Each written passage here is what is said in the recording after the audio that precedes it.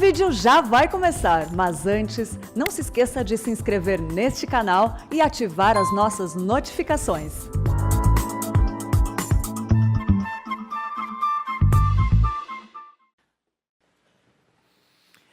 Meus irmãos, nós vamos então abrir a palavra de Deus no texto de Lucas, capítulo 5, versos 12 a 16. Lucas 5, 12 a 16.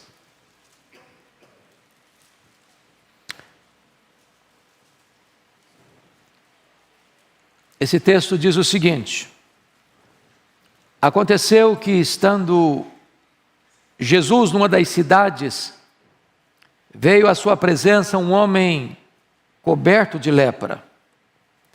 Ao ver a Jesus, prostrando-se com o rosto em terra, suplicou-lhe: Senhor, se quiseres, podes purificar-me. E ele, estendendo a mão, tocou-lhe, dizendo: quero, fica limpo. E no mesmo instante lhe desapareceu a lepra. Ordenou-lhe Jesus que a ninguém o dissesse, mas vai, disse, mostra-te ao sacerdote, oferece pela tua purificação o sacrifício que Moisés determinou, para servir de testemunho ao povo. Porém, o que se dizia a seu respeito cada vez mais se divulgava, e grandes multidões afluíam para o ouvirem e serem curadas de suas enfermidades. Ele, porém, se retirava para lugares solitários e orava. Eu quero pensar com vocês sobre o tema: Senhor, eu preciso de um milagre. Senhor, eu preciso de um milagre. Esse texto, esse episódio está registrado nos 3 evangelhos sinóticos, em Mateus, em Marcos e em Lucas. O relato mais detalhado é o de Marcos. Entretanto, nós optamos pelo texto de Lucas, porque Lucas escreve na perspectiva de um médico, como médico que era. Então ele nos oferece detalhes importantes no texto, porque ele tem esse viés. Dos 3 evangelhos, é Mateus que nos informa com mais precisão a ocasião em que ocorreu. Porque Mateus 8 nos diz que este fato ocorreu imediatamente após o chamado Sermão do Monte. E diz a Bíblia que quando Jesus então desce desse monte, vem este homem, nas palavras do Dr. Lucas, coberto de lepra. E diz Mateus que ele vem e adora Jesus. Marcos diz que ele vem e se prostra diante de Jesus, de joelhos. Aqui em Lucas diz que ele se prostra na presença de Jesus, fazendo uma pergunta, um pedido, um clamor na verdade. Senhor, se tu quiseres, tu podes purificar-me. E diz Marcos que Jesus, profundamente compadecido dele, disse: quero, fica limpo. Mas antes disso, nós somos informados que Jesus o tocou. Tocou-lhe, dizendo: quero, fica limpo. E imediatamente ele ficou limpo. E Jesus deu uma ordem para ele: agora você vai ao sacerdote, faz a oferenda que é legal, que é de direito, que está prescrita na lei. E o homem, em vez de ter feito apenas o que Jesus mandou, Jesus deu uma ordem para ele: não fala nada para ninguém. E ele saiu a propalar. Diz Marcos que o impacto foi tamanho que Jesus não podia entrar mais publicamente nas cidades. E então as multidões vieram a Jesus para ouvi-lo, para serem curadas. Mas Jesus se retirava para lugares ermos e orava. Com base nesse texto, eu quero tirar daqui 6 lições para o nosso ensino nesta tarde. A primeira coisa que esse texto descreve, irmãos, é o doente. Veja comigo, por favor, o versículo 12. Aconteceu, estando ele numa das cidades, veio à sua presença um homem coberto de lepra. É curioso que Lucas, que é médico, diz que esse homem não estava apenas leproso, porque tanto Mateus como Marcos disseram que ele era leproso. Mas Lucas vai um pouco além e diz que o homem estava coberto de lepra. O que significa isso? Significa que ele estava no estágio avançado da enfermidade. Havia mais de 70 doenças de pele na época, chamadas de lepra. Algumas delas curáveis, outras incuráveis. O problema deste homem é que ele não está apenas leproso, ele está coberto de lepra. Quando alguém era diagnosticado com lepra, primeiro, ele não podia ficar mais em casa. Segundo, ele tinha que ser isolado. Terceiro, ele tinha que se vestir de trapos. Quarto, se alguém tentasse se aproximar dele, ele tinha que gritar: maldito, leproso. Quinto, nenhuma pessoa com lepra podia ser tocada, porque a lepra é uma doença contagiosa. Então ele vivia no ostracismo, sem esperança, vendo a morte ir destruindo o seu corpo, deixando o seu corpo chagado, transformando o seu corpo numa chaga viva, numa chaga aberta. Esse homem nada mais era do que uma carcaça humana. A lepra era considerada uma maldição, não apenas uma doença qualquer. Alguém leproso era alguém como que debaixo do juízo de Deus. É por isso que a lepra era um símbolo do pecado. Por exemplo, assim como o pecado separa o homem de Deus, a lepra também separa. Separa o homem da sua família, dos seus amigos, da sociedade. Não pode frequentar a sinagoga, não pode frequentar lugares públicos. Segundo, assim como o pecado insensibiliza, cauteriza a consciência, a lepra também deixava as pessoas insensíveis. É por isso que muita gente descobria que estava com lepra quando caía água quente e não sentia dor. Terceiro, assim como o pecado deixa marcas na mente, nas emoções, na alma, na consciência, a lepra deixa marcas. Uma pessoa leprosa ia sendo carcomida, solapada, pouco a pouco, as cartilagens iam sendo devastadas, os lábios, as narinas, as pontas dos dedos, os lábios.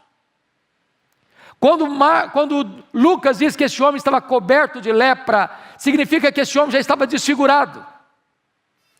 Seu nariz, suas orelhas, seus lábios, a ponta dos seus dedos, suas cartilagens. Um homem deformado. Quarto, assim como o pecado cheira mal, uma pessoa leprosa tinha sua carne apodrecida. Ele estava num estado de decomposição em vida, desfigurado, mal cheiroso. A carne apodrecida se misturava com os trapos. Era um quadro asqueroso, nauseabundo, mal cheiroso. Mas mais, assim como o pecado mata, a lepra também mata. Então, esse era o quadro desse paciente. O caso dele era um caso perdido. Não havia medicina, não havia tratamento, não havia cura, não havia esperança, não havia vacina. Mais do que isso, era a doença progressiva, que ela não estacionava, ela ia avançando, avançando, avançando, até destruir a pessoa por completo. E esse homem, precisando de um milagre, rompe o isolamento, sai da caverna, sai do leprosário, corre o risco de ser apedrejado em público e vai até Jesus. O paciente tem uma postura, ele não chega reivindicando direitos, ele não chega estadiando predicados morais, estadiando as suas realizações, Diz a Bíblia que ele chega de forma humilde, ele se prostra, ele põe o rosto no chão, ele adora a Jesus, ele reconhece a soberania de Jesus, dizendo: se tu quiseres, tu podes. Mas ele faz mais, ele se submete à autoridade de Jesus: se tu quiseres. Então este é o quadro do paciente, este é o quadro do homem, seja rico, seja pobre, seja doutor, seja analfabeto. O homem está num estado que sozinho por si ele não pode salvar-se, ele não pode limpar as suas próprias manchas. Assim como um leopardo não pode tirar as suas manchas, nem um etíope mudar a cor da sua pele, o homem também não pode mudar a sua própria vida. Ou Jesus faz um milagre ou ele perece. Porque o pecado é uma doença pior que a lepra, porque a lepra mata o corpo, mas o pecado destrói o corpo e a alma. Pois bem, tendo analisado o paciente, a segunda lição desse texto é nos mostrar então quem é o médico. E confira comigo, por favor, ainda no verso de número 12. Porque ele se prostra diante de Jesus, Mateus diz que ele o adora, e se o adora é porque reconhece que Jesus não é apenas um homem, ele reconhece que Jesus tem todo o poder. Se tu quiseres, tu podes. Oh, amados irmãos, eu fico imaginando os nossos médicos, por mais estudiosos, por mais capacitados, por mais peritos que sejam na sua respectiva área, todo médico tem seus limites, tem suas impossibilidades. Ele trata de um paciente dentro do seu conhecimento, dentro da ciência, mas chega um momento em que todo o conhecimento dele, toda a ciência dele diz: nós vamos até aqui, daqui para frente não dá mais, eu não posso mais, eu não consigo mais. E note que este homem reconhece que Jesus tem todo o poder. Em outras palavras, a última palavra não é da ciência, a última palavra não é da medicina. A medicina tem limites. Mas esse homem entende que Jesus é um médico que está para além dos limites, está para além das possibilidades da medicina, está para além das possibilidades da ciência. A ciência na época não tinha remédio para a lepra, mas ele sabia que se Jesus quisesse, ele podia ser purificado. Se tu quiseres, tu podes. Quem é esse médico? Além de todo poderoso, ele tem outra coisa. Diz Marcos que Jesus profundamente compadecido dele. Porque você e eu, às vezes, temos até compaixão, mas não temos poder. Eu imagino que se um médico tivesse poder, ele chegaria no hospital e ia: levanta, resolvido. O coração dele parte, o coração dele está conduído, mas ele não tem poder. Nós estamos tratando aqui do médico que tem todo o poder e tem toda a compaixão.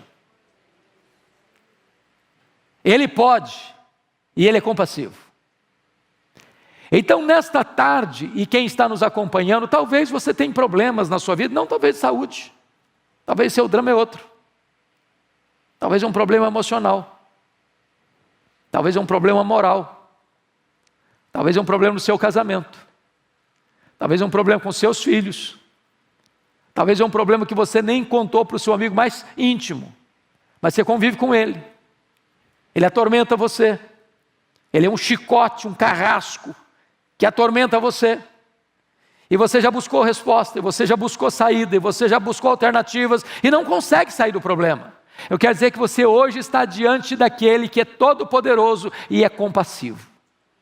Se Ele quiser, nesta tarde, Ele pode curar você, Ele pode libertar você, Ele pode perdoar você, Ele pode aliviar você do peso da culpa, Ele pode restaurar a sua psique, suas emoções, Ele pode ir lá no fundo, nos porões da sua alma e fazer uma faxina completa e fazer tudo novo na sua vida. Se tu quiseres, tu podes. Agora notem uma coisa, Jesus, profundamente compadecido, tocou e disse: quero, fica limpo. Primeira coisa importante é entender aqui, ninguém podia tocar um leproso sem ficar impuro. Jesus poderia ter curado aquele leproso, como curaram os 10 outros leprosos, de longe, sem tocar neles, apenas com a palavra. Ele tinha poder para isso. A grande pergunta é: por que Jesus tocou este homem? Coberto de lepra. É curioso que a palavra tocou aqui na língua grega não é tocar. Não sei se eu sou muito pecador e acontece isso comigo, talvez aconteça com você também. Você já chegou num ponto de um semáforo e uma pessoa está pedindo uma gorjeta, uma esmola, e você até quer dar a esmola, abaixa o vidro, mas a pessoa está tão suja, tão maltrapilha, tão mal cheirosa, que você entrega a oferta, mas quase que recolhe a mão, para não pegar e dar um aperto de mão. Só acontece comigo às vezes, acho que com vocês nunca aconteceu isso. Diz o texto bíblico que quando Jesus tocou, não foi tocar assim com cisma, com medo, com constrangimento. É uma espécie de abraçar, de envolver. Agora pense que o homem estava com a carne apodrecida, no meio dos trapos. Por que Jesus tocou esse homem? Olha que o impuro não tornou o puro impuro. Mas o puro, ao tocar o impuro, tornou o impuro puro, sem que o puro ficasse impuro.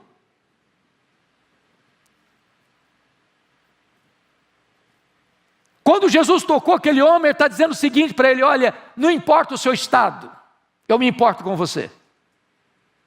Não importa quão longe você tenha ido na sua enfermidade, não importa quão devastado você esteja pela lepra, não importa quão mal cheiroso você esteja, para mim você tem valor, para mim você é importante, eu me importo com você, e eu encontro uma doença mais devastadora em você do que a lepra que destrói a sua carne. Você tem uma dor mais profunda na alma, a dor de ser um ser rejeitado, jogado fora, na lata do lixo da história, sem ninguém olhar para você, sem ninguém se importar com você, sem ninguém encostar em você, sem ninguém estar perto de você, pois eu quero estar perto de você, você tem valor para mim. Jesus ama você. Não importa a sua condição, o seu estado, como você está, Ele ama você, Ele se importa com você. Esse é o médico dos médicos. Mas há uma terceira verdade nesse texto. Primeiro, o paciente; segundo, o médico; terceiro, a cura. A cura. Veja comigo, está escrito aí. No versículo 13. E ele, estendendo a mão, tocou-lhe, dizendo: quero, fica limpo. E no mesmo instante lhe desapareceu a lepra. Jesus quer e Jesus pode. Às vezes eu quero, mas eu não posso. Mas Ele quer e Ele pode. Qual a sua necessidade hoje? Talvez você veio para cá hoje com uma necessidade, pedindo a Deus um milagre. Hoje pela manhã uma pessoa me cumprimentou no culto das 11, depois do culto, e disse: olha, eu estava precisando de um milagre hoje. Eu estava precisando de uma resposta de Deus hoje. E quando eu entrei no culto, do começo ao fim, tudo o que aconteceu foi resposta de Deus a minha necessidade. Estou saindo daqui hoje curada, restaurada, porque Deus ouviu a minha oração. Eu não sei como você entrou aqui hoje. Eu não sei qual a sua necessidade. Mas eu estou lhe dizendo que Jesus está aqui. E Ele é o mesmo, ontem e hoje, para sempre o mesmo. E Ele é poderoso, e Ele é compassivo, e Ele está dizendo para você: eu quero que você fique curado, eu quero que você fique liberto, eu quero que você fique restaurado, eu quero fazer uma obra, um milagre na sua vida. E diz o texto que imediatamente ele ficou limpo. Não foi a crediário, não foi a prestação, não foi em doses homeopáticas, foi um ato instantâneo e completo e cabal, no mesmo instante. É isso que Jesus Cristo pode fazer na sua, na minha, na nossa vida nesta tarde, uma cura completa. Mas aí vem a quarta lição do texto, por gentileza, olha comigo, no versículo 14, Ordenou-lhe Jesus que a ninguém o dissesse, mas vai, disse, mostra-te ao sacerdote e oferece pela tua purificação o sacrifício que Moisés determinou para servir de testemunho ao povo. Aqui a palavra testemunho. Paciente, médico, testemunho. Por que Jesus não mandou esse cara para casa? Por que antes de ir para casa Jesus o mandou ao sacerdote? Por amor a esse homem. Porque o sacerdote é quem diagnosticava a doença. O sacerdote é quem dava o alvará de licença, a carta de alforria, o atestado de cura, para que ele pudesse legitimamente voltar para casa, voltar para o trabalho, voltar para a sinagoga. Se esse homem chegasse em casa, pulando de alegria, dizendo, estou curado, estou curado, estou curado, provavelmente a mulher dele correria dele e os filhos também. Mas quando ele vai ao sacerdote, e o sacerdote o examina, e o sacerdote o declara de fato curado, com todas as garantias da cura, então ele está credenciado, habilitado a se reingressar na família, na sociedade, na sinagoga. Em outras palavras, meus irmãos, os milagres de Jesus são públicos e verificáveis. Tem muita gente fazendo propaganda de milagre hoje, subjetivo. O cara chega e diz, está curado. Aí o cara pensa que está curado, e volta para casa, os sintomas estão lá, a doença está lá, vai fazer o exame, está lá de novo, daqui a pouquinho o cara morre. Porque são propagandas. Mas Jesus não, quando ele diz está curado, você vê a evidência. O leproso está limpo, o paralítico anda, o cego vê, o surdo ouve, o mudo fala, o endemoniado é liberto, o morto ressuscita. Mas Jesus mostra a necessidade desse homem ir para o sacerdote, para dizer o seguinte, que o que Jesus Cristo fez não foi apenas uma ilusão óptica, foi verdadeiramente um milagre verificável. Mas vem a quinta lição, que é o impacto disso. Olha o verso de número 15, por favor. Porém o que se dizia a seu respeito, cada vez mais se divulgava. E grandes multidões afluíam para o ouvirem e serem curadas das suas enfermidades. Quem nos deixa mais claro no entendimento desse assunto é Marcos. Porque lá em Marcos Jesus dá uma ordem expressa. Não fale nada para ninguém. Parece que essa ordem de Jesus é muito complicada de cumprir. Porque imagina você, um cara que está sentenciado à morte. Está no corredor da morte. Está morrendo a crediário. Ele é uma carcaça humana. De repente ele olha para o corpo dele, não tem nem cicatriz. Você acha que vai ficar calado? Ele saiu a proclamar. E o impacto do testemunho dele foi tal, que isso mexeu com as pessoas, mexeu com as multidões. E agora não é um leproso só não, agora vem caravanas e mais caravanas e mais caravanas, querem ver Jesus, querem ouvir Jesus, querem ser curadas por Jesus. E esse homem me constrange porque Jesus deu uma ordem para ele, fica calado. E ele falou. Aí Jesus para nós diz assim, fale, e a gente se cala.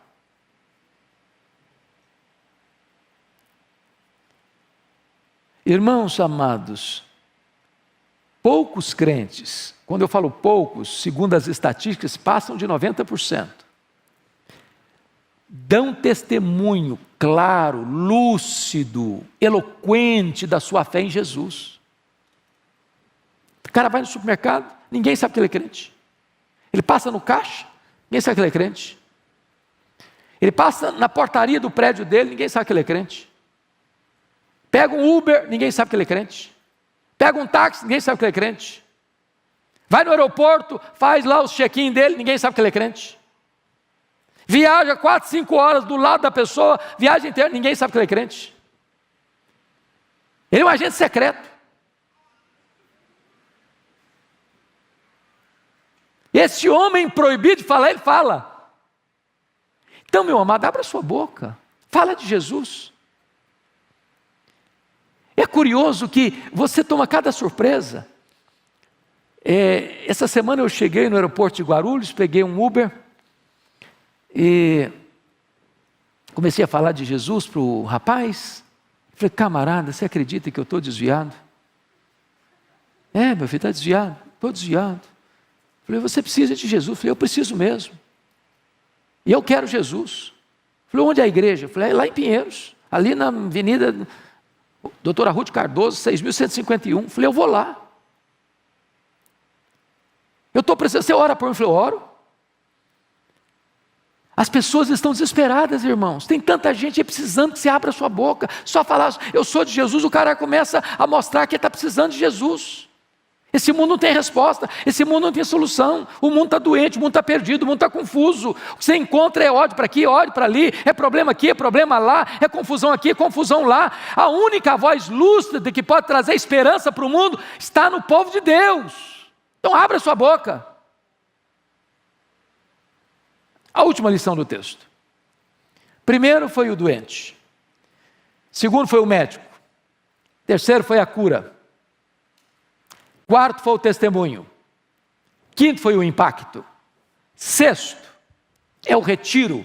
Olha o verso 16. Jesus, porém, se retirava para lugares solitários e orava. Isso me impressiona. Porque Jesus era um pregador. A Bíblia diz que ele era pregador. E como pregador, todos querem mais gente para ouvir. Você tem uma mensagem a transmitir e quanto mais gente tem para ouvir, melhor é. E diz o versículo 15 que grandes multidões, olha que coisa interessante, Lucas era um historiador. Ele não desperdiçava palavras, ele não falava coisa que não tinha realidade.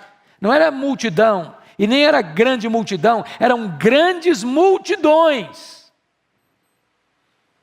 Afluíram, para quê? Só por curiosidade? Não. Para o ouvirem e serem curadas das suas enfermidades. Aí eu fico imaginando essas multidões vindo e Jesus pensando assim, que grande oportunidade, vai ser legal, vou aproveitar. Aí Jesus curiosamente deixa a multidão, se retira para lugares solitários para orar. Se fosse você e eu, a gente diria assim, Senhor, orar depois, porque agora o negócio é para valer, agora a coisa vai pegar. Essa multidão toda, vou falar, vou aproveitar o tempo. E Jesus está nos ensinando um grande princípio aqui. Deus deve vir antes das pessoas. Oração precede a pregação. Você precisa de poder para pregar, e você precisa de poder para fazer a obra e curar os enfermos. A não ser que você ore, não tem poder. Não se faz a obra de Deus na força do braço. Não é por poder. Não é por força. É pelo meu espírito, diz o Senhor dos Exércitos. Aí Jesus se retira para orar. Porque a prioridade dele era o Pai. Mas quando ele retorna da reunião de oração, o que está acontecendo? Qual o resultado? O versículo seguinte nos dá a resposta, versículo 17. Ora, aconteceu que num daqueles dias, estava ele ensinando, e achava-se ali assentados fariseus e mestres da lei, vindos de todas as aldeias da Galiléia, da Judéia e de Jerusalém, e o poder do Senhor estava com ele para curar. Muitas vezes nós deixamos de ver milagres, porque nós fechamos a nossa agenda de oração. Porque nós substituímos o Senhor da obra pela obra do Senhor. Porque nós colocamos gente na frente de Deus. E eu quero encorajar você, meu irmão, a buscar em primeiro lugar a Deus.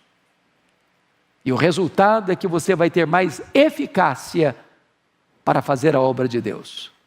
Quando Deus vem primeiro, as multidões ao ouvirem são alimentadas, são ensinadas, são curadas para a glória do próprio Deus. Esse homem reconhecia que precisava de um milagre. O caso dele era perdido. E Jesus fez o milagre. E naquele dia ele voltou para casa, curado, completamente restaurado por Jesus. Eu não sei como você está, mas hoje Jesus está aqui. E você pode voltar para casa, curado, perdoado, restaurado pelo poder de Jesus. Que Ele nos abençoe. Amém.